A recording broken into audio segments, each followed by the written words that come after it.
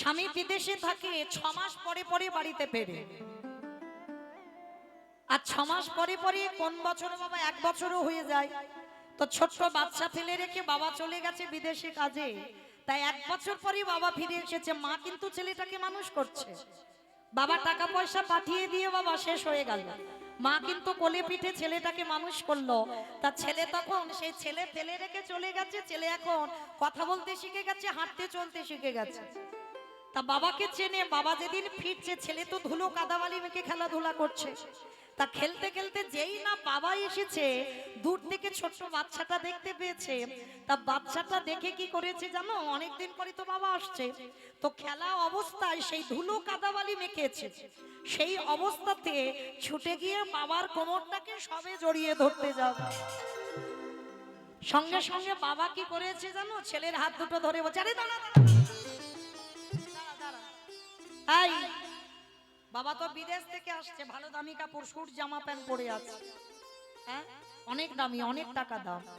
তা ছেলে কাদা মেখে আছে, গ্রামের বাড়ি, স্বামী যদি দিল্লি বোমে কাজ করে তাহলে ভালো দামে জামা কাপড় পরে আসবে তো, আর গ্রামে আসবে, ছেলে তো কাদা মেখে খেলছে। আর যেই না বাবার কোলে উঠতে গেছে, বাবা হাত দুটো ধরেছে, দাঁড়া দাঁড়া, একদম আমার কোলে উঠবি না। এই এই ধুলো কাদাবালি মেখে আছিস, আগে যা মায়ের কাছে পরিষ্কার হয়ে আয়, আর মা যদি পরিষ্কার করে দেয় তারপরে আমি তোকে কোলে নিয়ে ঘুরতে যাব, তার আগে আমি তোকে কোলে কখনোই নেব না, আগে মার কাছে যা। হরি বল। আর মা তখন কোথায় জানো, সারাদিন সংসারে হাড় খাটুনি খেটে, স্বামী তো থাকে না, একার সংসার, সারাদিন খাটা খাটুনির পর সবে দুটো খাবে বলে বেলা গড়িয়ে গেছে, বসেছে। হরি বল। আর যখনই বসেছে ছোট্ট ছেলেটা কাঁদতে কাঁদতে মার কাছে এসেছে। তা মা সবে এক গ্লাস তুলতে যাবে, দেখে না ছেলের সামনে দাঁড়িয়ে কাছে। মা সঙ্গে সঙ্গে মুখ থেকে আর খাবারটা দেওয়া হলো না, থালাতে রেখে দিয়েছে। খোকা, এই খোকা, কি রে বাবা, কি হয়েছে, কে তোকে মেরেছে, তুই এমন করে কাঁদছিস কেন, আয় আয় আমার কাছে আয়। খাওয়া কিন্তু হলো না, মা থালাটা সরিয়ে রেখেছে, ছেলে কাঁদছে, তো ছেলেটা ওই ধুলো কাদাবালি মেখে আছে, সেই অবস্থাতে মা কি করেছে, কোলে করে তুলে নিয়েছে। কোলে করে তুলে নিয়ে বলছে, কি রে বাবা, কে বকেছে, কে মেরেছে তোকে, হ্যাঁ নাকি কে কি বলেছে, কাঁদছিস কেন? ও মা, বাবা বাড়িতে আসছে। বাবা বাড়িতে আসছে, এ তো ভালো কথা, তা কাঁদছিস কেন তুই? জানো মা, আমি খেলছিলাম, খেলতে খেলতে ছুটে গেলাম একটু বাবার কোলে উঠবো বলে। আমার বন্ধুরা তারা তো সবাই বাবার কোলে উঠে কত ঘুরতে যায়, আনন্দ করে। আমি যেই না বাবার কোলে উঠতে গেলাম, বাবা আমার হাত দুটো সরিয়ে দিয়ে বলল, আগে মার কাছে যা, মা যদি পরিষ্কার করে দেয় তারপরে তোকে কোলে নিয়ে ঘুরতে যাব, তার আগে নয়। ওই জন্য আমি কাঁদতে কাঁদতে চলে এসেছি। বাৎসল্য প্রেমময়ী মা আমার নিজের খাবার থালাটা সবাই এদিকে, মা নিজের খাতে ছেলেটার হাত মুখ ধুইয়ে, ভালো দামি জামা কাপড় পরিয়ে, কপালে বড় একটা কাজলের টিপ দিয়েছে। মা কিন্তু খাইনি বাবা, ফেলে রেখেছে ছেলের আদর করতে গিয়ে। ছেলেটাকে কোলে নিয়েছে, ততক্ষণে স্বামী বাড়িতে ঢুকছে। ছেলেটাকে সাজিয়ে গুজিয়ে দিয়ে বলছে, কি গো, ছেলেটা একটু কাদা ধুলো মেখে ছিল বলে কোলে নিলে না, হাত ধরে ঠেলে দিলে। তুমি জানো ছেলেটা কত কষ্ট পেয়েছে? যাও, তোমার সঙ্গে পরে আমি কথা বলবো, আগে ছেলেটাকে নিয়ে একটু তুমি ঘুরে এসে তো দেখি। হরি বল। কি বুঝলে বাবা এতক্ষণ যে কথাটা বললাম? প্রথম তত্ত্বটা বলি, বাবা হচ্ছে বিশ্বের স্রষ্টা মালিক ভগবান, এটা তত্ত্ব বলছে, বাবা ভগবান। আর সেই ভগবানের কাছে যেতে গেলে ওই গুরুরূপী মার কাছে শুদ্ধ হতে হবে। আরে গুরুরূপী মা যদি পরিষ্কার করে দেয়, তবে পিতারূপী ভগবানের কোলে উঠতে পারবে। এটা গেল একটা তথ্য বাবা। আর একটা কারণ কি বুঝলাম, যারা হৃদয় অঙ্গ করেছেন, ছেলে নোংরা মেখে আছে, বাবা কোলে নিতে চাইলো না, কেন? দামি জামা কাপড় নষ্ট হবে। চৈতন্য মহাপ্রভু মনে মনে ভাবলেন, আমি কলির ভগবান, আমি যদি কলিযুগে এই বাবার পরিচয়ে যাই, ছেলে নোংরা মেখে আছে বলে বাবা কোলে নিল না, আর ভগবান বলছে আমি তো বিশ্বপিতা, আমি যদি বাবার পরিচয় পরিচিত হয়ে যাই তাহলে কলির নোংরা মাখানো ছেলে মেয়ে, কিসের নোংরা? কামনা বাসনার ময়লা, কাম কাঞ্চনে আসক্ত, বিষয়ে বৈভবের আসক্ত। এই যে ছেলে আমার, মেয়ে আমার, জায়গায় আমার, জমি আমার, এগুলো ময়লা বাবা। এই ময়লার বসনে সবাই পড়ে আছে। চৈতন্য মহাপ্রভু ভাবলেন আমি যদি বাবার পরিচয়ে যাই, বাবা যেমন নোংরা ধুলো বিচার করলো, ছেলে কাদা মেখে আছে বলে নিল না, কিন্তু মা কি বিচার করেছে? মা করেনি। মা সহজে ছেলেকে কোল দিল। চৈতন্য মহাপ্রভু ভাবলেন ওরে কলির জি, আমি কলিযুগে যাব, মায়ের পরিচয়ে পরিচিত হই। মা যেমন ছেলের নোংরা ধুলো বিচার করে না, সহজে কোলে নিয়ে তাদের আদর করে, আমি ভগবান হয়ে কলিযুগে যাব, মায়ের পরিচয়ে পরিচিত হই। নাম হবে আমার সচিদানন্দর গৌরাঙ্গ সুষ্ম। এই কলির পাপাচারী, অত্যাচারী, ব্যভিচারী, দুরাচারী সকলে জীবে যে কাদা মেখে আছে, আমি সচিদানন্দন গৌরাঙ্গ হয়ে সমস্ত কলির কাদা মাখানো জীবকে আমি আমার হরি নাম দিয়ে আজ উদ্ধার করে দেব।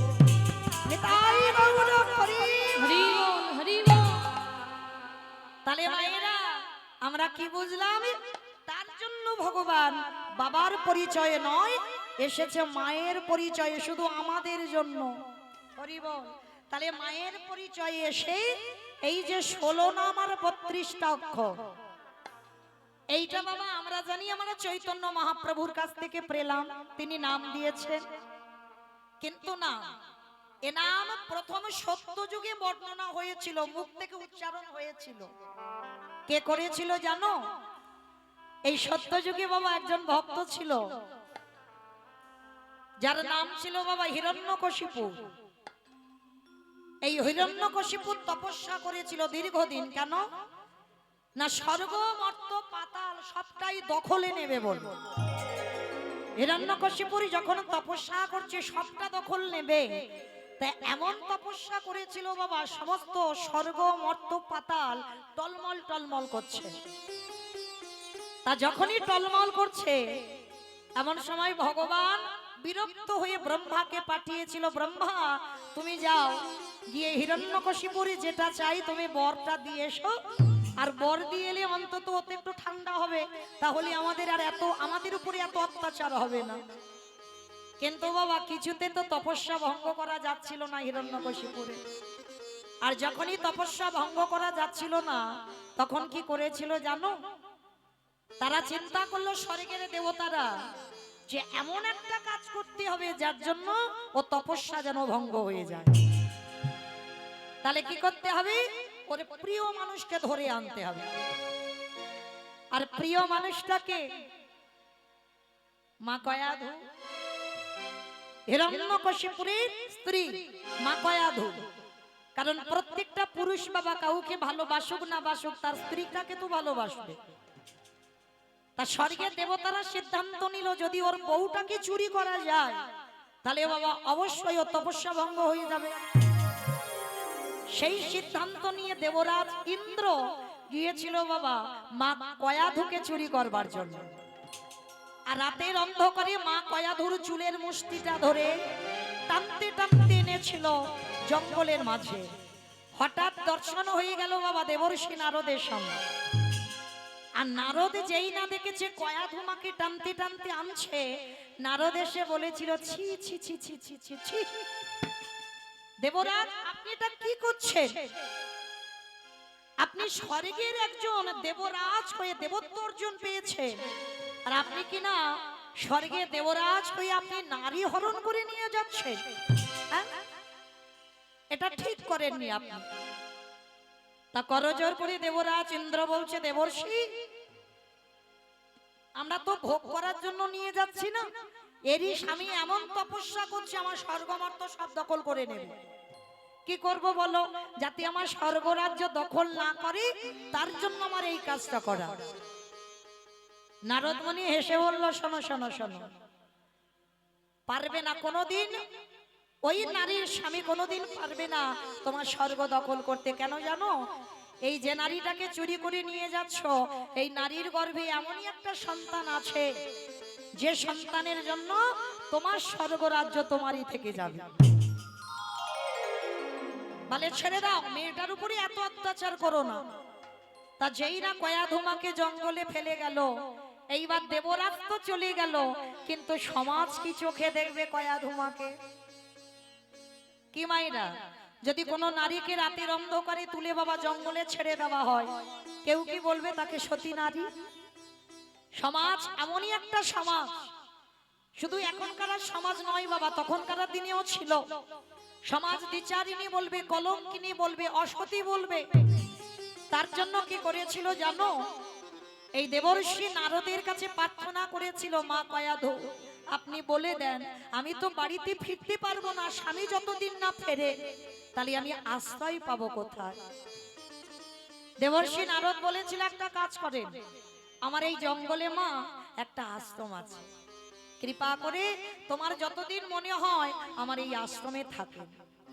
আর হ্যাঁ, ওই একটু পুষ্প চয়ন করে দেবে, তুলসী পাতা চয়ন করে দেবে, চন্দন ঘষে দেবে, একটু সাধু সেবা, একটু গোবিন্দ সেবার আয়োজন করবে। প্রত্যেক দিন মা কয়াধু কর্মগুলো করে, আর নয়ন জলে বক্ষ যুগল ভাষা। একদিন নারদ এসে প্রশ্ন করছে, আচ্ছা মা তোমার কিসের কষ্ট? ও আমি জানি তোমার স্বামীর কথা মনে পড়ছে, তাই বুঝি কাঁদছো? না। তাহলে তুমি তোমার সংসারের জন্য কাঁদছো? না। তা কয়াধু বলছে, দেবর্ষি তুমি তো নারদ, তুমি তো ভগবানের কাছে থাকো, তাহলে সত্যি কি যে তুমি জানো না আমার কাঁদার কারণটা কি? নারদ মুনি হেসে বলছে, মা কয়াধু আমি জানি তুমি কেন কাঁদছো। কি মায়েরা, এখানে অনেক তো ভক্ত আছি আমরা, বলতে পারবেন প্রতিদিন কয়াধু কেন কাঁদতো? কয়াধু কাঁদতো তার একটাই কারণ, তিনি ছিল গর্ভে সন্তান নিয়ে। যদি ওই সন্তানটা সাধুদের আশ্রমে জন্ম দেয়, তাহলে সাধুদের মুখে চুনকালি লেপন হয়ে যাবে, সবাই বলবে এরা সাধু নামে ভণ্ড। একটা নারীকে ওদেরই আশ্রমে রেখে ওই নারীর সন্তানটা ওই আশ্রমে জন্ম নিয়েছে, এই কথা ভেবে কয়াধু মা সর্বদাই কাঁদে। তা নারদ মুনি মাথায় হাত দিয়ে বলেছিল, কয়াধু কেঁদো না, কথা দিলাম আমি নারদ, আমার কথা হয় নারদ, আমি বলছি এ সন্তানের এখানে জন্ম হবে না। শুধু এখানে কেন, যতদিন না ওর বাবা ফেরে ততদিন ও ছেলে ভূমিষ্ঠ হবে না। আপনারা আমরা বলি বাবা 5 বছরে ছেলেটা ভগবত কৃপা পেল, বলেন তো মা ছেলেটা কি পেয়েছিল? বাবা হলো বীজ, মা হলো ক্ষেত্র বা মাটি। যে বীজটা বপন করেছিল মাটিটা কেমন হয়েছে সেটা তো দেখতে হবে কি বাবা, না হলে 5 বছরে কৃপা পেত? হিরণ্যকশিপু তপস্যা করেছিল 5000 বছর, আর ওই 5000 বছর প্রহ্লাদ ছিল মাতৃ জঠরে। একটা বছর নয়, 2 বছর নয়, 10 মাস তো আমরা রাখতে পারি না। এখন বৈজ্ঞানিক পদ্ধতির বাবা 10 মাসের আগে তুলে নিতে হবে সন্তান। আর প্রহ্লাদ মা কয়াধুর গর্ভে 5000 বছর ছিল, আর কয়াধু মা সাধু সেবা করেছিল, বৈষ্ণব সেবা করেছিল, প্রতিনিয়ত তুলসী চন্দন গোবিন্দ চরণে দিত। হ্যাঁ গো, 5000 বছর যে সন্তানের এমন আচরণ যার মায়ের, সে সন্তান কি কোনোদিন অসৎ হবে? ওই জন্য প্রত্যেকটা মাকে খেয়াল রাখতে হবে আমি মাটা কেমন, কারণ আমার জন্য আমার ছেলে পরবর্তীতে আমার শিক্ষায় শিক্ষিত হবে। কারণ প্রথম শিক্ষা বাবা দেয় না, প্রথম শিক্ষা মা দেয়। আজকে যেই না 5000 বছর তপস্যা করার পরে ফিরে এলো, আর যেদিন এলো তার আগের দিন কয়াধু মা তার রাজ্যে ফিরে এলো। আর স্বামী আসার পর প্রহ্লাদের জন্ম হলো, বিচারিণী হলো না, অসতী হলো না, কলঙ্কিনীও হলো না। তা যখনই জন্ম হলো, আর জন্মাবার পর থেকেই বাবা প্রহ্লাদ তো বিষ্ণু ভক্ত। ওই যে মাটি ভালো। আর হিরণ্যকশিপুর বাবা বিষ্ণু বিদ্বেষী ছিল। কেন? ওরি দাদা হিরণ্যাক্ষকে বধ করেছিল ভগবান বরাহ রূপ ধারণ করে। ভালো করে ভাবেন বাবা, দুই ভাইয়ের জন্য ভগবানের দুটো অবতার। হিরণ্যাক্ষকে মারবার জন্য ভগবানের বরাহ রূপ, হিরণ্যকশিপুরকে মারবার জন্য ভগবানের নৃসিংহ অবতার। তাহলে কত বড় ভক্ত ছিল দুই ভাই। শুধু বাবা বাইরেটা দেখলে তো বিচার করলে হবে না, তলিয়ে ভাবার নাম তত্ত্ব ভিতরে দেখতে হবে। হরিবল, এরা তো সেই স্বর্গের জয় বিজয়। অপরাধের জন্য আজকের এই শাস্তিগুলো পেয়ে যাচ্ছে। কারণ যদি ভগবানের সঙ্গে মিত্রতা করতো বাবা 7 জনম টাইম লাগতো, কিন্তু ভগবানের সঙ্গে যদি শত্রুতা করে তাহলে 3 জনম উপেক্ষা করেই কৃপা হয়ে যাবে। ভগবান এমনি এমনি বাবা অবতার হয়নি দুই ভাইয়ের জন্য। এবার প্রহ্লাদকে বাবা জন্ম থেকেই বিষ্ণু ভক্ত, আর বাবা বিষ্ণু বিদ্বেষী। কেমন ঘটনাটা ঘটছে দেখো। বাবা ভগবানকে ভালোবাসে না, দু চোখে দেখতে পারে না, আর সন্তানের প্রাণ, সন্তানের জীবন হচ্ছে ভগবান। যার জন্য বাবা ছেলেকে কত রকম করে মারার চেষ্টা করেছিল আপনারা জানেন, এটা আর আমার বলতে হবে না। পাগলা হাতির পায়ের তলায় ফেলে দিল মা, জ্বলন্ত আগুনে ফেলে দিল, বড় পাহাড় থেকে প্রহ্লাদকে ফেলে দিয়েছিল। আবার বিষধর সাপ, যে সাপের মুখে পড়লে ছেলে আর বাঁচবে না, সেই সাপের মুখে ফেলে দিয়েছিল, তবু বাবা ছেলেটা মরেনি। ছেলে যখন মরছে না বাবা, বাবা একটা সিদ্ধান্ত নিয়েছিল, বলে এত রকম চেষ্টা করে ছেলে যখন মরে না, আমি একটা কাজ করব। কি কাজ? মা কয়াধুকে ডেকেছিল, কয়াধু এদিকে এসো, সত্যি করে একটা কথা বলবি আমার? বলো স্বামী। সতী নারী যারা হয় প্রতিবাক্য পালন করে, বলো তুমি আমার কাছে কি জানতে চাও? আচ্ছা আগে বলো তো, তুমি আমাকে বেশি ভালোবাসো না তুমি তোমার ছেলেকে বেশি ভালোবাসো? কি বাবা, একটা মাকে যদি কোনো পিতা প্রশ্ন করে, তার স্বামী যদি প্রশ্ন করে, হ্যাঁ গো গিন্নি তুমি আমায় বেশি ভালোবাসো না তুমি তোমার ছেলেটাকে বেশি ভালোবাসো, আমা কি বলবেন? ছেলেটাকে ভালোবাসি বেশ। কারণ আমরা মা তো। এখানে যদি বাবা ভোট করা যায়, প্রত্যেকটা মা বলবে, বেশিরভাগ, হয়তো অনেকে বলবে স্বামী ভালোবাসি, কিন্তু বেশিরভাগ বলবে আমি সন্তান ভালোবাসি। কারণ যে মা 10 মাস গর্ভে ধরে, সে মা জানে এর জ্বালা, এর যন্ত্রণা, এর বেদনাটা কত। কিন্তু কয়াধুকে যখন জিজ্ঞাসা করেছিল, বলো তোমার ছেলেকে বেশি ভালোবাসো না তুমি আমাকে বেশি ভালোবাসো, এক বাক্যে কি বলেছিল জানো? কয়াধু এক বাক্যে বলেছিল, আমি আমার সন্তান নয়, আমি তোমারে ভালোবাসি। কেন মা? যে প্রহ্লাদের তো মা প্রাণ ছিল, তাহলে এই কথা বললো কেন যে আমি তোমায় ভালোবাসি? কারণ কয়াধু মা জানতো যে ছেলেকে পাগলা হাতির পায়ের তলায় বেঁধে দেয় ছেলে মরে না, যে ছেলেকে পাহাড় থেকে ফেলে দিল ছেলেকে কে যেন কোলে করে নিয়ে নিল, যে ছেলেকে জ্বলন্ত আগুনে ফেলে দিল, হোলিকা রাক্ষসী বাঁচাতে গেল, হোলিকা মরে গেল, যেটা ছাঁচড়ের দিন বাবা, হোলিকা রাক্ষসী মরলো, কিন্তু প্রহ্লাদের গায়ে আগুনের একটা হুলকিও লাগলো না। বিষধর সাপের মুখে দিল, আমার ছেলে মরলো না। তাহলে মা কয়াধু ভাবলো আমার ছেলের সঙ্গে কেউ নেই, কিন্তু আমার ছেলের সঙ্গে আমার হরিবন্ধু আছে। কারণ আমি জানি যে ছেলেকে এত করে মারতে চাইছে মরে না, তার মানে তার সঙ্গে তার হরিবন্ধু আছে, আমার ছেলেকে মারতে পারবে না। কিন্তু কয়াধু কেঁদে উঠলো, আমার স্বামী যে বড় অসহায়, আমার স্বামীর পাশে যদি আমি না দাঁড়াই, কে দাঁড়াবে বলো? তাই এক বাক্যে কয়াধু মা বলেছিল, আমি তোমারে ভালোবাসি। বাহ বাহ কয়াধু বাহ, তুমি আমায় এত ভালোবাসো, তোমার ছেলের থেকেও বেশি।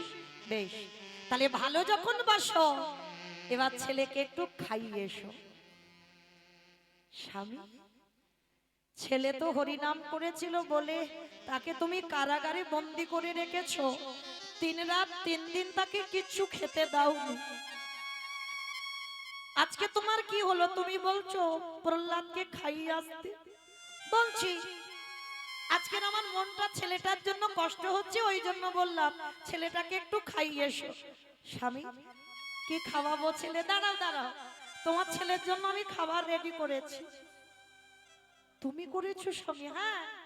কেন, তুমি রোজ রোজ প্রহ্লাদের জন্য খাবার করতে পারো আর আমি পারি না? করেছি।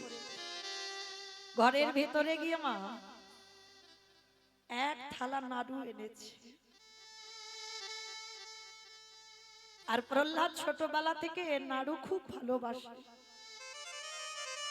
অগায়াধু ছেলে 3 রাত 3 দিন কিছু খাইনি, তাকে কারাগারে রেখে দিয়েছি একটু হরিনাম করেছে বলে, ভগবানের নাম কীর্তন করেছে বলে। যাও, এই নাড়ুটা তুমি তোমার ছেলেকে খাইয়ে এসো। স্বামী, এই নাড়ুটা কি দিয়ে বানিয়েছো গো? হিরণ্যকশিপুর বলল, শোনো গায়াধু, প্রশ্ন যখন করেছো উত্তর আমি দেব। এই যে নাড়ুটা বানিয়েছি এর বাইরে আছে ক্ষীর, আর এই প্রত্যেকটা নাড়ুর ভিতরে আছে কালকূট বিষ। চমকে উঠেছে মা গায়াধু। কি বললে? কি বললে তুমি? এর ভিতরে বিষ দিয়ে নাড়ু বানিয়েছো? হ্যাঁ। যে ছেলেকে এত করে মারতে চাইছি মরে না, তুমি মা হয়ে নিজের হাতে ছেলেকে একটু বিষ খাইয়ে আসো। ধুলাই লুটিয়ে পড়ল গায়াধু মা। কি অপরাধ করেছিলাম স্বামী, যার জন্য আমি মা হয়ে আমি নিজের হাতে ছেলেকে বিষ খাওয়াবো কি করে? সেটা তো বলতে পারবো না। এই তো তুমি একটু আগে বললে তুমি আমারে ভালোবাসো, তাহলে আমারে যদি ভালোবাসো তাহলে যাও ছেলেকে খাইয়ে এসো। অমায়েরা, অলক্ষ্যে ছেলে যদি বিষ খায়, দেখা যায় কোন মা নিজের হাতে ছেলেকে বিষ খাওয়াতে পারবে? তবু স্বামীর আদেশ, সতী নারী যারা হবে স্বামীর বাক্য পালন করতে হবে। গায়াধু মা নাড়ুর থালাটা নিয়ে গেছে কারাগারের দরজায়। হরি বল। আর প্রহ্লাদ কারাগারে 3 রাত 3 দিন খাইনি। ভালো করে ভাবেন, 5 বছরের একটা বাচ্চা। আমরা একদিনে যদি একাদশীর উপবাস করি, পরের দিনে বাবা কত কষ্ট হয়।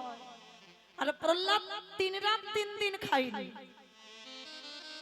যেই না কারাগারের ভিতর থেকে মাকে দেখেছে, তাড়াতাড়ি করে ওই কারাগারের ভিতর থেকে মা চরণে তা হাত পাচ্ছে না, মা চরণে দূর থেকে দণ্ডবত প্রণাম করেছে।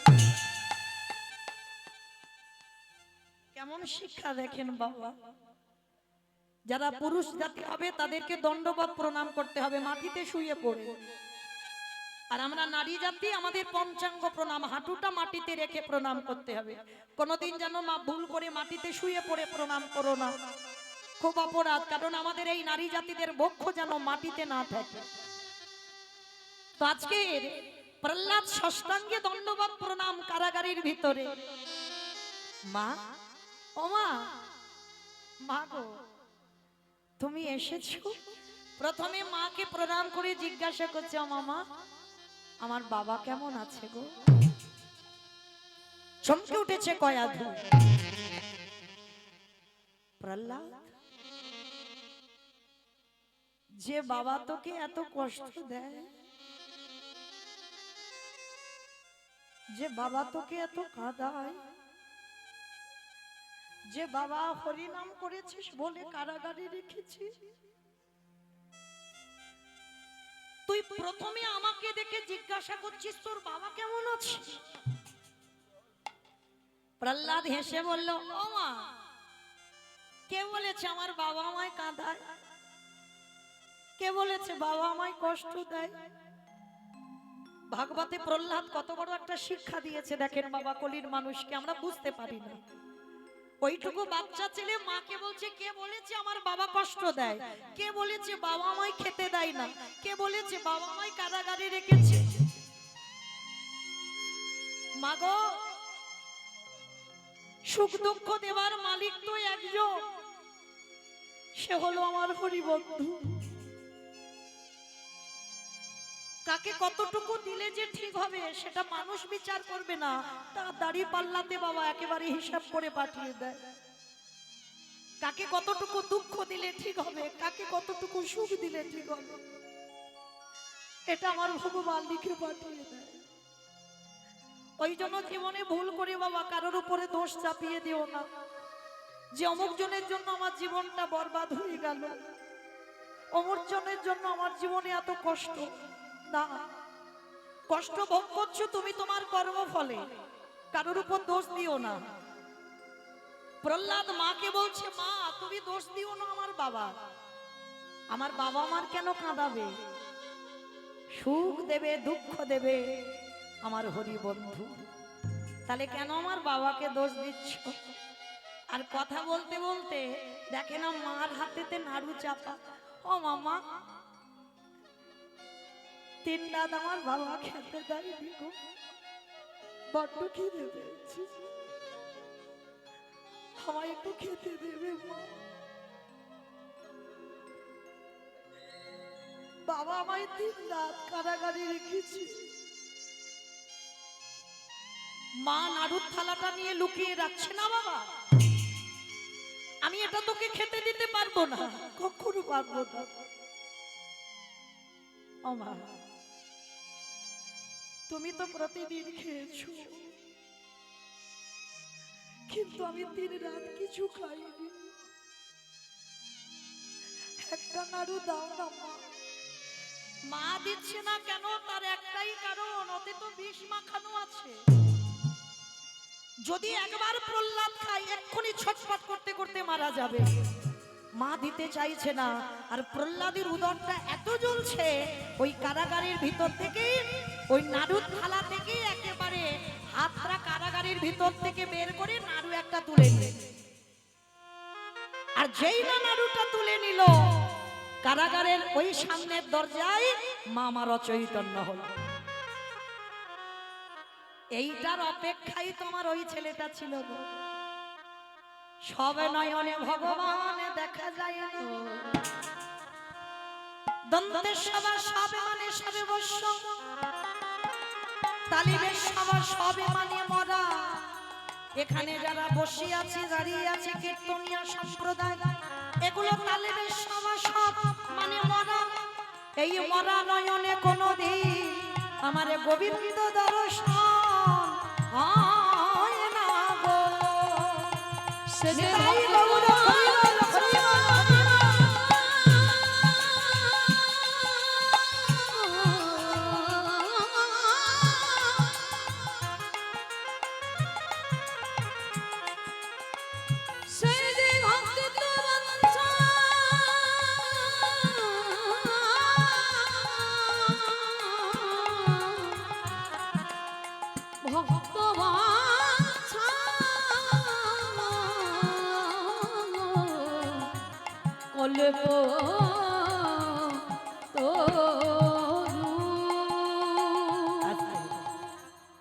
যেই না বাবা প্রহ্লাদ ওই নাড়ু একটা তুলে নিয়ে সবে মাত্র বদনে দিতে যাবে, কারাগারে ভগবান প্রকট হয়ে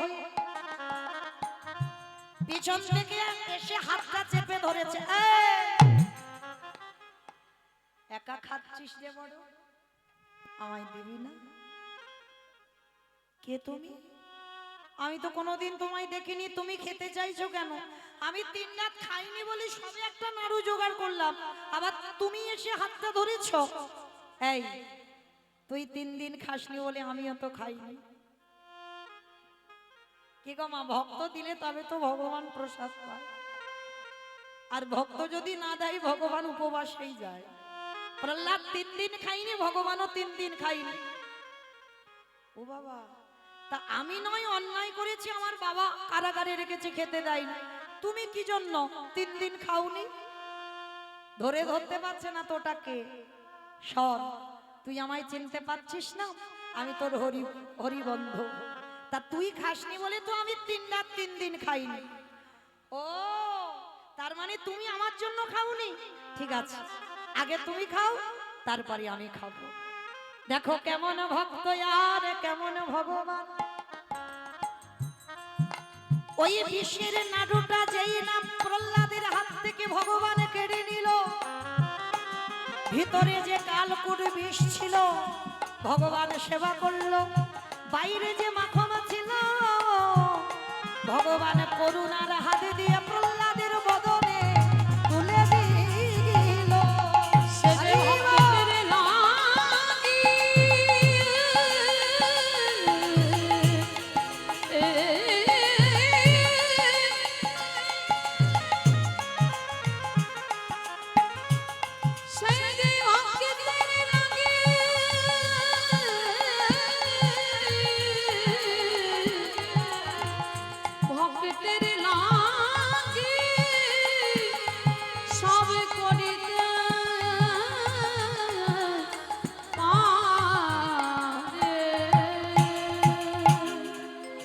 প্রহ্লাদকে বিষও খাওয়াতে গেল, ছেলে মরলো না। তারপরেই বাবা আপনারা জানেন ওই ফটিক স্তম্ভ থেকে ভগবান নরসিংহ রূপ ধারণ করে হিরণ্যকশিপুকে বধ করেছিল। আর যখনই বধ করে দিল, তারপরে পৃথিবীর দেবতারা, সমস্ত দেবতারা ভয়ে কেঁপে উঠেছিল।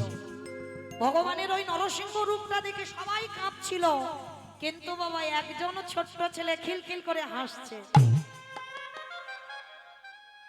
স্বর্গে দেবতারা ভয়ে কাঁপছে আর প্রহ্লাদ হেসে যাচ্ছে। কেন বাবা হাসছিল? ভগবান তো হিরণ্যকশিপুরের দেহটাকে জানুতে রেখে বক্ষটা বিদীর্ণ করে নাড়ি ভুড়িগুলো হাতে জড়িয়ে ধরে নাড়িগুলো চিবিয়ে চিবিয়ে খাচ্ছে। প্রহ্লাদ হাসছে, স্বর্গের মা লক্ষ্মী তো কেঁপে উঠেছে।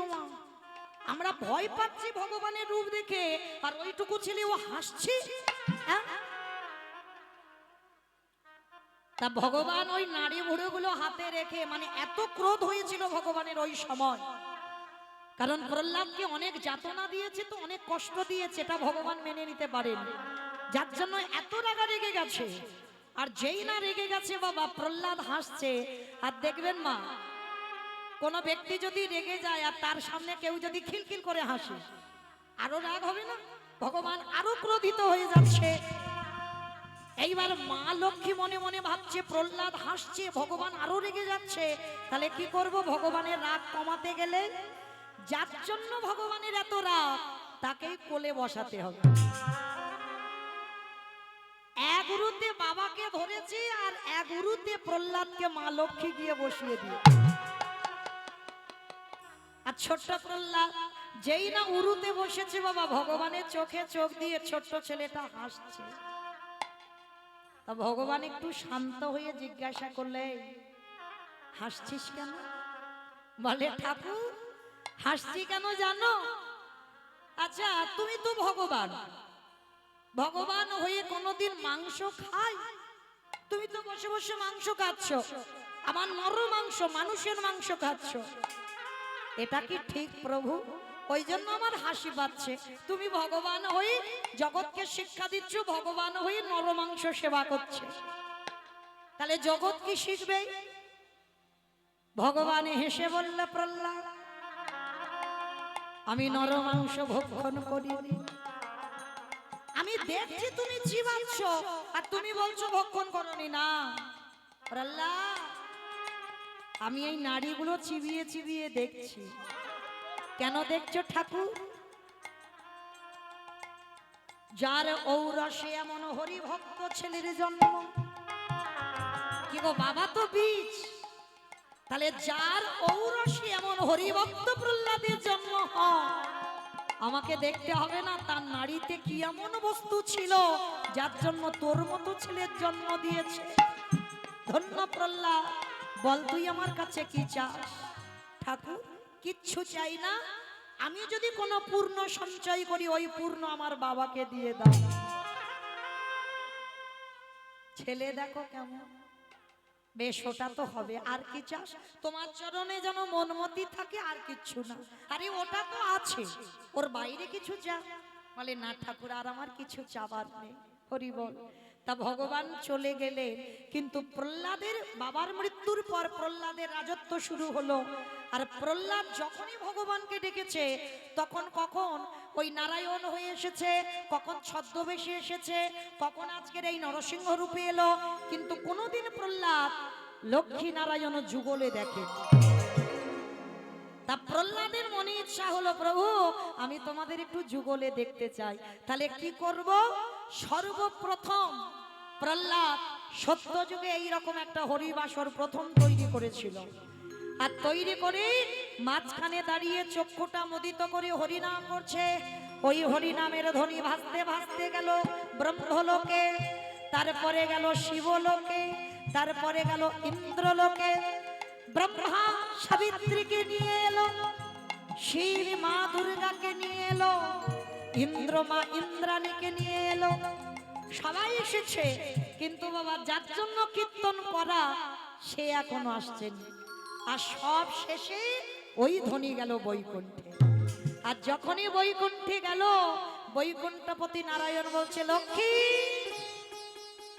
চলো, আমার এক ভক্ত মর্তে হরিনাম করছে, চলো একবার দেখে আসি কেমন গাইছে, কেমন আমার গুণকীর্তন গাইছে, চলো একবার দেখে আসি। হরি বল। মা লক্ষ্মীকে নিয়ে এসে দাঁড়াইছে। প্রহ্লাদ তো চোখ খোলেনি, কারণ যার জন্য কীর্তন সে না এলে চোখ আমি খুলবো না। এসে গেছে ভগবান, পিছনে এসে ডাক দিয়েছে, প্রহ্লাদ। চমকে উঠেছে, কে? যেই না পিছনে তাকিয়েছে, দেখে না বাবা শঙ্খ চক্র গদা পদ্মধারী নারায়ণ। মা লক্ষ্মীকে মামে নিয়ে দাঁড়িয়ে আছে, যে রূপটা দেখতে চেয়েছিল। প্রভু তুমি এসেছো, আমি তো ওই রূপটা দেখতে চেয়েছিলাম। প্রহ্লাদ কি চাস বাবা? ঠাকুর, যে নাম শুনে ব্রহ্মলোকে ব্রহ্মা চলে এলো, যে নাম শুনে শিব শিবলোক থেকে এলো, যে নাম শুনে ইন্দ্র ইন্দ্রলোক থেকে এলো, যে নাম শুনে তুমি বৈকুণ্ঠ থেকে এলে, হে দয়াময়, তুমি একবার আমার মাথায় হাত দিয়ে আশীর্বাদ দাও। এই নামে যদি কোনোদিন ভক্ত গায়, যদি ভক্ত হয়, যদি প্রেমে থাকে, অনুরাগে থাকে, ভক্ত যেন পাগলের মতো হরিবাস করে ছুটে আসে। আমি আর তুমি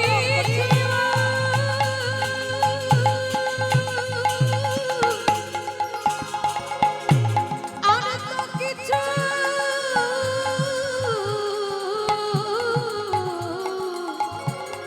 না না চাই না প্রভু। ভগবান আগুন পিছু বিচার করেনি বাবা, সঙ্গে সঙ্গে একেবারে হাতটা তুলে বলল, প্রহ্লাদ তথাস্তু। আর যেই না তথাস্তু দিয়েছে, নারদ এসে বলল, হায় হায় হায় হায় হায়, ঠাকুর তুমি এটা কি করলে? তুমি তো সিদ্ধান্ত দিয়ে দিয়েছো আগে থেকে, সত্যত্রেতা দাপরের মানুষরা এরা যাগযজ্ঞ ব্রত পূজা ধ্যান তপস্যা করবে। তাহলে এই যে প্রহ্লাদকে আশীর্বাদ দিলে, এবার কি হবে? হরিনাম হবে কবে? ভগবান বলছে, দেখো দেবর্ষি, আশীর্বাদ যখন ছেড়ে দিয়েছি, সত্য যুগে না হোক, ত্রেতা যুগে না হোক, দাপরেতে না হোক, শোনো শোনো নারদ, যে আশীর্বাদ আমি প্রহ্লাদকে দিলাম, যেদিন নদী আর মাটিতে আমি গৌরী অবতারে যাব, আমি কথা দিলাম সেই দিন এই হরিনাম প্রকাশ পাবে। আর হরিনামে যখন ভগবানের গুণানুকীর্তন, যখন ভক্তরা উচ্চ ঈশ্বরী গাইবে, যদি কোনো ভক্তের হৃদয়ে প্রেমে ভক্তি থাকে, তারা পাগলের মতো ছুটে আসবে। আমি এই করে গেলাম, তারা পাগলের মতো ছুটে আসবে। আস্তে তাহলে বাবা ঠাকুর বোঝা গেল, সবটাই জগতে যা যা কিছু ঘটছে না, সব আগে থেকে বাবা কথাবার্তা হয়ে আছে। সব রেডি হয়ে আছে, সেটা ফলে যাচ্ছে। হরি বল। তাহলে যেমন বাবা দেখেন, রঘুপতি রামচন্দ্র যখন 14 বছর বনবাস হলো, আর বনবাসে থাকাকালীন বাবা ভগবানের বউ চুরি হয়েছিল, এটা সবাই তোমরা জানো। এটা একটা বাচ্চাকে যদি বলে জিজ্ঞাসা করো, সে বলে দেবে হ্যাঁ ভগবানের বউ চুরি হয়েছিল, সীতামা চুরি হয়েছিল। আচ্ছা বলো তো সীতামা চুরি হলো কেন? কেন চুরি হলো? হ্যাঁ বেশ, রাবণ তো চুরি করেছে বাবা ভক্তি পাওয়ার জন্য, শুধু নয় আগে থেকে কথাবার্তা ছিল, যার জন্য ভগবানের বউ চুরি হয়েছে। কারণ বাবা আপনারা জানেন, সীতামা বলেছিল প্রভু সোনার হরিণটা ছুটে যাচ্ছে, হরিণটাকে ধরে দাও। আচ্ছা মা, একটা বাচ্চাকে জিজ্ঞাসা করো, সে তো বলতে পারবে সোনার হরিণ ছোটে না, সোনার হরিণ হাঁটে না, সোনার হরিণ এক জায়গা থেকে এক জায়গা যেতে পারে না। তাহলে কিসের জন্য বাবা ওই সোনার হরিণ বললো আর রাম ধরবে বলে ছুটে গেল? ওই যে বললাম সব কথাবার্তা রেডি হয়েছিল। কারণ যদি রাম না যেত, সীতামা তো চুরি হতো না। আর চুরি যদি না হতো, ভক্ত যে ভগবানকে অভিশাপ দিয়ে রেখেছে সেটা তো বাবা বিফল হয়ে যেত। কি গো, ভগবান শুধু ভক্তকে অভিশাপ দেয়, আর ভক্ত ভগবানকে অভিশাপ দেয় না? দেয়। যার জন্য তো সীতা চুরি হলো ভক্তের অভিশাপে। কবে জানো? সেই যে বাবা যেদিন নারদ মুনি সিদ্ধান্ত নিয়েছিল বাবা কোনোদিন বিয়ে থা করবে না, মানে সংসার করবে না, ব্রহ্মচর্য আজীবন পালন করবে। কিন্তু এই নারদ মুনি একজনকে দেখে খুব ভালো লেগেছিল। কে জানো? অম্বর ঋষির কন্যা। আর অম্বর ঋষির মেয়েকে দেখে এত মুগ্ধ হয়েছিল, এত রূপবতী নারী, যে নারদ বলেছিল বিয়ে করব না, আর ওই স্বর্গের অপ্সরার থেকে আরো রূপবতী ছিল অম্বর ঋষির মেয়ে। আর যেই না মেয়েটাকে দেখেছে, নারদের ইচ্ছা জাগলো আমি বিবাহ করতে চাই। আমার কিরকম ব্যাপারটা হচ্ছে দেখো। তার যে নারদ বলেছিল ব্রহ্মচর্য করবে, তার বিয়ের আশা জাগলো। তার নারদ আশাটা নিয়ে গিয়ে দাঁড়িয়েছিল বাবা অম্বর ঋষির কাছে। আর অম্বর ঋষির কাছে গিয়ে বলেছিল, বাবাজি আমি কৃপা করে আপনার দ্বারে এসেছি, আপনার ওই যে কন্যা আছে ওই কন্যাকে আমি বিয়ে করতে চাই। নারদের মতো পাত্র অম্বর ঋষির ভালো লাগলো, বেশ কথা দিলাম আমার মেয়েকে আপনার সঙ্গে বিয়ে দেব। তা কথাটা বলে নারদ বেরিয়ে গেছে বাবা, হঠাৎ আরো একজন ভক্ত দর্শন করেছিল ওই অম্বর ঋষির মেয়েকে, যার নাম হচ্ছে পর্বতমণি। পর্বতমণি বাবা সেও মুনি মানুষ, আর নারদ সেও মুনি মানুষ। যারা তপস্যা করে জীবন কাটাবার কথা, অম্বর ঋষির মেয়েটাকে দেখে দুজনেরই ভালো লেগে গেল।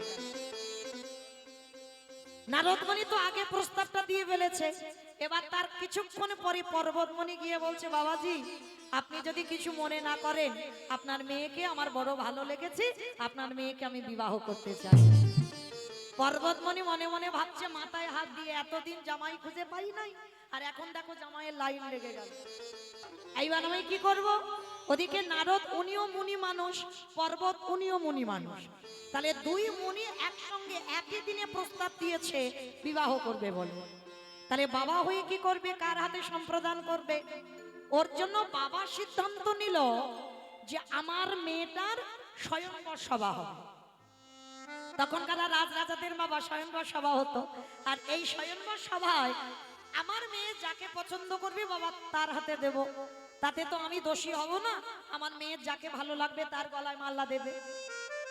তা এইবার পর্বতকে বলছে, দেখো পর্বত আমি কি করব বলো, কিছুক্ষণ আগে নারদ পছন্দ করে গেছে আমার মেয়েকে, আমার তো করার কিছু নেই।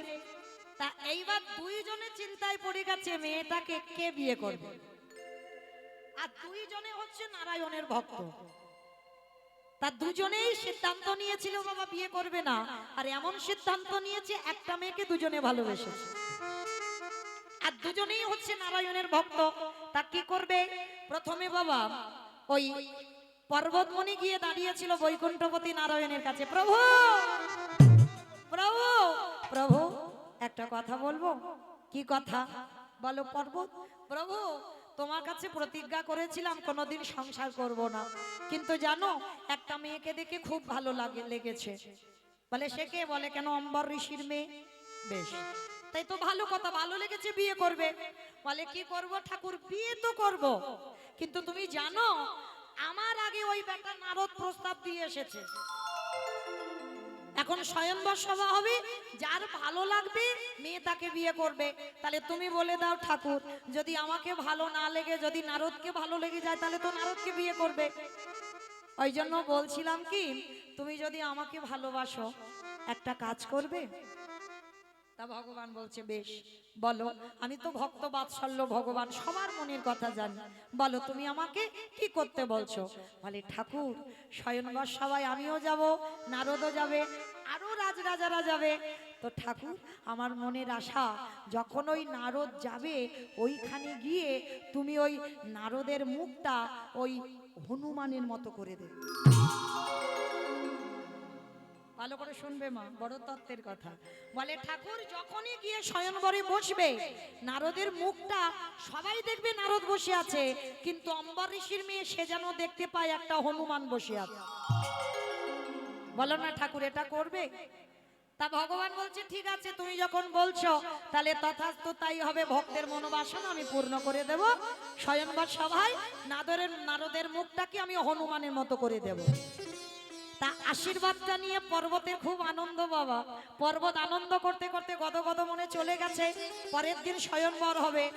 আর যেই পর্বত পেরিয়ে গেল কিছুক্ষণ পর সঙ্গে সঙ্গে বাবা নারদ মুনি ঢুকেছে। নারায়ণ নারায়ণ নারায়ণ। অমাইরা কি আছে? জরাধে ভক্ত চরণে নিবেদন, যারা ভগবানের মালসা দান করবেন ঠিক 10টার মধ্যে যেন ভগবানের মন্দিরে মালসাগুলো দিয়ে দেওয়া হয়। এইটুকু আমার কমিটি দাদা ভাইদের থেকে আমি জেনে আপনাদের কাছে বললাম, ঠিক 10টার মধ্যে যেন মালসা ভোগ চলে যায় মন্দিরে। যারা দেবেন নিতাই গৌর প্রেমানন্দে হরি বল হরি বল হরি বল। এইবার নারদ মুনি গিয়ে ঠাকুরের কাছে করজোড় করে, আচ্ছা বাবা ভগবান কি কিচ্ছু জানে না? হরি বল, সব জানে, ওর ইচ্ছাতে তো হচ্ছে এইগুলো। তাই এবার নারদ মুনি গিয়ে এদিক ওদিক করে বলছে ঠাকুর একটা কথা বলবো। কি কথা নারদ? ও ঠাকুর একটা মেয়েকে খুব ভালোবেসে ফেলেছি। বাবা নারদ তুমি আবার ভালোবেসেছো? বলে কি করব বলো ঠাকুর, বলেছিলাম বিয়েটা করব না, কিন্তু মেয়েটাকে দেখে ভালো লাগলো, ওকে আমার চাই। বলে কে? বলে কেন অম্বর ঋষির মেয়ে। ভগবান শোনা মাত্র নিজে আসনে বসেছিল, চমকে উঠে। একটু আগে পর্বত এসেছিল, আবার একটু পরে এ বেটা এসেছে, দেখি কি বলে। বলে ঠাকুর কি হয়েছে জানো, আমি যাকে ভালোবাসলাম তোমার আর এক ভক্ত পর্বতও তাকে ভালোবাসতে হলো, ওই জন্য তো স্বয়ংবর সভা হচ্ছে। কি করব ঠাকুর, যদি আমাকে ভালো না বেসে যদি পর্বতের গলায় মালা দেয়। ওই জন্য বলছিলাম কি একটা কাজ করে দেবে। বলো নারদ কি করতে হবে? ঠাকুর যখন ওই স্বয়ংবর সভায় আমি গিয়ে বসবো, ওইখানে গিয়ে তুমি ওই পর্বতের মুখটাকে ভল্লুকের মতো করে দেবে। কিরম বদমাস দেখেছো? এ চেয়ে গেল হনুমান করে দিও, আর এ গিয়ে চাইছে পর্বত যেন ভল্লুক হয়ে যায়। ভগবান তো সবার, ও চোরের হয় ও সাধুরও হয়। হ্যাঁ, ও চোরেরও হয় ও সাধুরও হয়। এইবার যেই না নারদ চেয়েছে ভগবান বলছে তথাস্তু তাই হবে। ওমা যেমন দেবর্ষি নারদ সর্বঘাটের কাঁঠালি কলা, আর এই বেটাও তো তাই। এরা কি করেছে, যেই না স্বয়ংবর সভায় গিয়ে বসেছে, দুটো লাইন করেছে, অনেক রাজরাজারা মুনি ঋষিরা গিয়ে বসেছে, আর একদিকে পর্বত আর একদিকে নারদ। মাঝখানে চেয়ারের সিংহাসনে বসে আছে অম্বর ঋষির মেয়ে। মালাটা হাতে দিয়েছে, মালাটা হাতে দিয়ে মনে মনে চিন্তা করছে কি করা যায়। যাচ্ছে বাবা লাইন দিয়ে, তো সবাই বসে আছে, আর মেয়েটা গিয়ে দেখছো মা একদিকে ভল্লুক বসে আছে আর একদিকে হনুমান। দেহটা মানুষ, কিন্তু একজনের মুখ হচ্ছে হনুমানের মতো আর একজনের ভল্লুক। ওমা এরা দুজন কারা বুঝতে পারছি না তো। সারা যত রাজরাজারা ছিল সব ঘুরে এসেছে, আর আমার ভগবান কি করেছে, সবার মাঝখানে বসে আছে। মানে উনি বিচারক তো, সবার বিচার করে, কিন্তু ওনার বিচার করবার লোক নাই, কারণ ওনার বিচার উনি নিজেই করে নেয়। তো এইবার দেখেন ভগবান মাঝখানে বসেছে আর সবাই তো ধারে ধারে বসেছে। আর মেয়েটা কি করেছে, মালাটা নিয়ে ঘুরতে ঘুরতে একদিকে হনুমান একদিকে ভল্লুক দেখেছে, আর তাদের মাঝখানে আমার ভগবান বসেছিল। আর যখনই ভগবান বসেছিল একেবারে মালাটা মেয়েটা নিয়ে ভগবানের গলায়, যেই না ভগবানের গলায় পরিয়ে দেওয়া, কারণ মেয়েটা ছোটবেলা থেকেই তোমার ভগবানকে ভালোবেসেছে। ও যে যতই ভালোবাসুক না কেন তা কারোর গলায় তো মালা দেবে না, ভগবানের গলায় যেই না মালাটা দিয়েছে, নারদ আর পর্বত দুজনে উঠে বলে উঠল, প্রভু ছি ছি ছি ছি ছি ছি, এইটাই যদি তোমার মনে ছিল যে আমরা দুজনে যাকে ভালোবাসি তুমিও তাকে ভালোবাসো, একবার যদি বলতে তাহলে তো আমরা বলতাম না। আমি তো বলতাম না যে ওকে ভল্লুক করে দাও, আর পর্বত বলছে আমি তো বলতাম না যে ওকে হনুমান করে দাও। তুমি বললেই ফুরিয়ে যেত যে অম্বরীশের মেয়েকে তুমি ভালোবাসো, কেন এই কাজটা করলে? তবে শোনো ঠাকুর, আমাদের সঙ্গে যেমন তুমি চালাকি করলে, আজকে তুমি সত্যি কথা বলতে পারলে না। তুমি যেমন আমাদের সঙ্গে ছলনা করলে, আমিও আমরা দুজনে মিলে তোমারে অভিশাপ দিলাম। আজকে যেমন আমাদের দুজনের বউ চুরি হলো, অভিশাপ দিলাম তোমারও একদিন না একদিন বউ চুরি হবে হবে হবে। ভগবানের বদনটা মলিন হলো, কিন্তু ভগবানকে অভিশাপ দিয়েছে নারদ আর পর্বত। দুইজনে রাগারাগি করে ওই পর্বত আর নারদ একটা নদীর ধারে গেছে। ভগবানকে অভিশাপ দিয়েছে, কষ্ট হয়েছে রাগের মাথায়, ক্রোধের মাথায়। তা যেই না গিয়েছে ওই জলের মধ্যে নিজেদের মুখ দুটোকে দেখেছে। নারদ দেখছে আমি হনুমান, আর পর্বত দেখছে আমি ভল্লুক। এইবার নিজেরা নিজেদের অনুতপ্ত হচ্ছে, আমরাই তো ভুল করেছি, আর ভুল করে আমরা তোমার উপরে সাজা দিয়ে দিলাম। কারণ কোনো মেয়ে কি চাইবে কোনো হনুমানের গলায় মালা দিতে? কোনো মেয়ে কি চাইবে কোনো ভল্লুকের গলায় মালা দিতে? তাই তো তোমার গলায় মালা দিয়েছে, ভুল আমাদের হয়েছে। কাঁদছে দুজনে দাঁড়িয়ে দাঁড়িয়ে। ভগবান গিয়ে বলছে, দাঁড়াও দাঁড়াও দাঁড়াও, কেঁদো না, তোমাদের অভিশাপ তো আমি মাথা পেতে নিয়েছি, তবে হ্যাঁ আমার বউ চুরি হবে বটে, কিন্তু যেদিন আমার বউ চুরি হয়ে যাবে,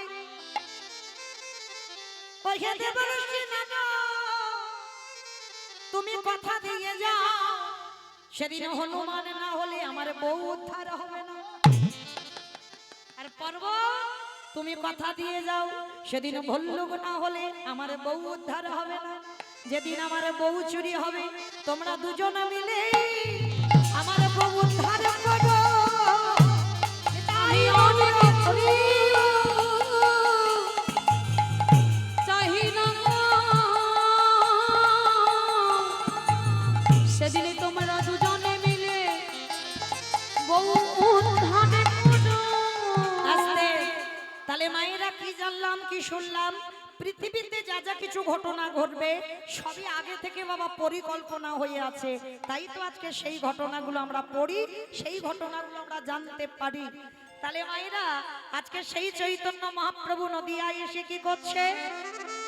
কেহ বলে পুরবিতি রাবণ বধিলা, কেহ বলে পুরবিতি,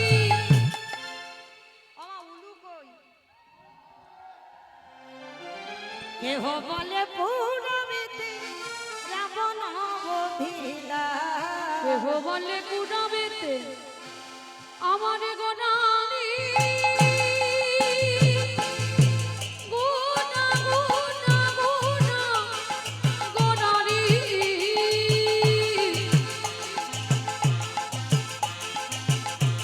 গোটা গোটা গোটা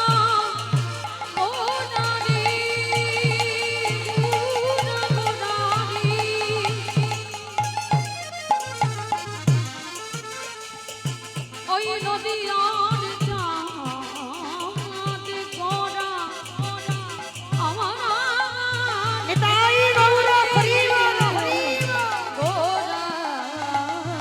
কেহবালি পূজাবে কি রাম নবধীরা আজি গোলকের বৈভব লীলা প্রকাশ করিলা ওই গোলকের বৈভব লীলা প্রকাশ করিলা ওই গোলকের বৈভব লীলা প্রকাশ করিলা সেই রাধারে ভাবে এবে গোড়ায় অবতারা শ্রী রাধার ভাবে রে গোড়া অবতার আরে শ্রী রাধার ভাবে এবে গোড়া অবতার শ্রী রাধার ভাবে রে গোড়া অবতার হরে কৃষ্ণ নামে গৌরে করিলা প্রচার ওই হরে কৃষ্ণ নামে গৌর করিলা প্রচার এবারে হরে কৃষ্ণ নামে গৌর করিলা প্রচার এইবারে লীলা প্রকাশ হলো এইবারে লীলা প্রকাশ হলো এইবারে লীলা প্রকাশ হলো এইবারে লীলা প্রকাশ হলো গোলকের বৈভব লীলা প্রকাশ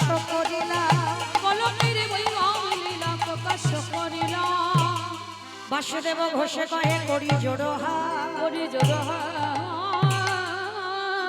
ওগো জেগে গো সেই কৃষ্ণ সেই তো জগন্নাথ অবশ্যই তো যাব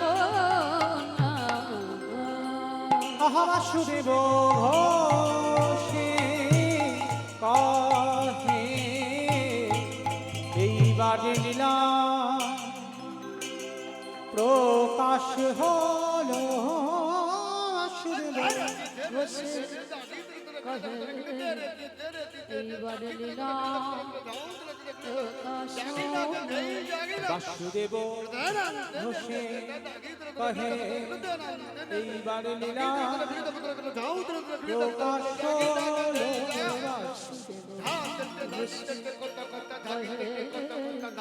হলো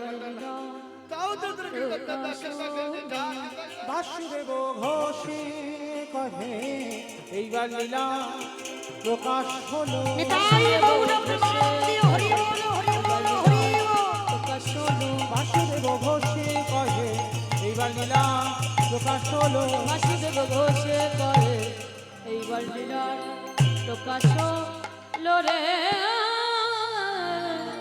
ও বাসুদেব ঘোষে কহে জনিতাই চলুন আজকে আমরা সবাই যাব মধুমাছি ধাম বৃন্দাবন ধাম এতক্ষণ যে নদিয়ায় রইলাম সবাই দেখে একবার বলো তো দেখি গৌর সুন্দরী কি ধ্বনিটা হলো কি এটাও জয় বললাম ধ্বনিটা হলো কি এটা নাকি জয় হাই ভগবান মানে বিভোর হয়ে গেছে ডুবে গেছে বুঝতে পারছেন আমি কি বলছি মানে ধ্বনিটা হলো কি মানে জিজ্ঞাসা হলো না একটু প্রেম সে দিতে হবে এত জোরে দাও কত দূর শোনা যাবে বাবা ডায়মন্ড হারবার শোনা যাবে হরিণডাঙ্গা ফলতা শোনা যাবে 46 মোড় শোনা যাবে সব যাবে শোনা যাবে লন্ডন যাবে বাবা ছেলের বিশ্বাস দেখেছো এই বিশ্বাসটা দরকার কারণ ধ্বনিটা যদি ঠিক ঠিক দেওয়া যায় আমার ভগবান যেখানে আছে তার চরণে যাবেই যাবে তবে এ জন্মে যদি না যায় পরের জন্মে যদি না যায় তো কোনো না কোনো জন্মে যাবে তো মাইরা চলো দেখি একবার সবাই আমার নিতাই চাঁদ গৌর চাঁদের মতো হাত দুটো তোলো তো দেখি যাদের আছে তোলো যাদের নাই বলবো না তোলো দেখি সব আমার দাদা ভাইরা বোনেরা যারা যারা দাঁড়িয়ে আছো আগো বসার জায়গা পাচ্ছে না বড় কষ্ট হচ্ছে হরি বল যাই হোক কমিটি দাদাদের হয়ে আমি ক্ষমা চাইছি যাই হোক যারা দাঁড়িয়ে আছো কষ্ট করে একটু হাত দুটো তোলো সবাই ও মা মাঝখানটা ধসে গেল কেন হাত নেই না আছে কিন্তু অর্ধেক করে তুলেছে ওই জন্য ধসে যাচ্ছে হরি বল আর যারা ইউটিউব করছে একটু ভালো করে হাতগুলো তোলো কারণ ওরা তো দুদিন পরে মোবাইলে দেখতে পাবে ঘরে শুয়ে শুয়ে দেখবে হাউস বেরিয়ার কীর্তন মমিতা গাইছে দেখতে পাবে তা তখন হাতগুলো দেখবে কার উঠেছে কার ওঠেনি কেমন ভালো করে ঘুরিয়ে দাও কপিল একটু ঘোরাও দেখে ঘোরাচ্ছে তো বেশ সবাই একসঙ্গে হাত দুটো তুলে দেয় কেমন প্রত্যেকে গৌর সুন্দরী কি নবদ্বীপের ধামে কি সচির নন্দনে কি বিষ্ণু প্রিয়া কি নিতাই চাঁদ কি ভক্তবৃন্দ কি হরিবাসর ধাম কি কমিটি ভাই সভা কি হরিনাম যজ্ঞ কি আজকের আনন্দ কি মহাপ্রসাদ কি নিতাই গৌর প্রেমানন্দে বাহ আমার হাতটা একটু ব্যথা হলো না কিন্তু একটা ব্যায়াম হলো তাই না চলো এবার একটু ভজন গাইতে গাইতে যাওয়া হোক কি মায়ের একটা ভজন হবে তো বেশ চলো দেখি একটা ভজন গাওয়া হোক একটু উলুধ্বনি সবাই সবাই সুরধ্বনির কিনারায় সোনার নুপুরে দিয়া পায়ে নাচে নাগরি গো সুন্দর গৌরাঙ্গরা সুরধ্বনির কিনারায় সোনার নূপুর দিয়া পায় নাচে নাগরি গো সুন্দর গৌরাঙ্গরা আহা সুরধ্বনির কিনারায় সোনার নুপুরে দিয়া পায় নাচে নাগরি গো সুন্দর গৌরাঙ্গরা ওই সুরধ্বনির কিনারায় সোনার নূপুর দিয়া পায় নাচে নাগরি গো সুন্দর গৌরাঙ্গরা নাচে সুন্দর নাচে সুন্দর নাচে সুন্দর গৌরাঙ্গ রায় নাগরি গো সুন্দর গৌরাঙ্গ রায় ওই সুরধ্বনির কিনারায় সোনার নূপুর দিয়া পায় নাচে নাগরি গো সুন্দর গৌরাঙ্গরা আস্তে ওমা আমি আর আমার সম্প্রদায় যাবো আর কেউ যাচ্ছে না সবাই যাবো যারা যারা যাবো কই দেখি আর একবার হাত দুটো তোলো আমার কান মুলে বলছি আর বলবো না এইবারটা শেষ মা কালীর দিব্যি সবাই একসঙ্গে তালে তালে করো তালি কেমন প্রত্যেকে আহা সুন্দর কপালে সুন্দর তিলক সুন্দর কপালি সুন্দর তিলক আহা সুন্দর খান আহা সুন্দর খান আহা সুন্দর খান নামবলি রায় নাগরি গো সুন্দর গৌরাঙ্গ রায় ওই সুরধ্বনির কিনারায় সোনার নূপুর দিয়া পায় নাচে নাগরি গো সুন্দর গৌরাঙ্গ হরি বল। রাধে রাধে রাধে রাধে জয় জয় শ্রী রাম। রাধে রাধে রাধে রাধে জয় জয় শ্রী রাধে আস্তে আমার হাতগুলো সব ধসে গেছে কেন কি গো এখন তো খুব রাত হয়নি তোলো দেখি সবাই একসঙ্গে তালে তালে কেমন রাধে রাধে রাধে রাধে জয় জয় শ্রী রাধে রাধে রাধে রাধে রাধে জয় জয় শ্রী রাধে বিশ্বভার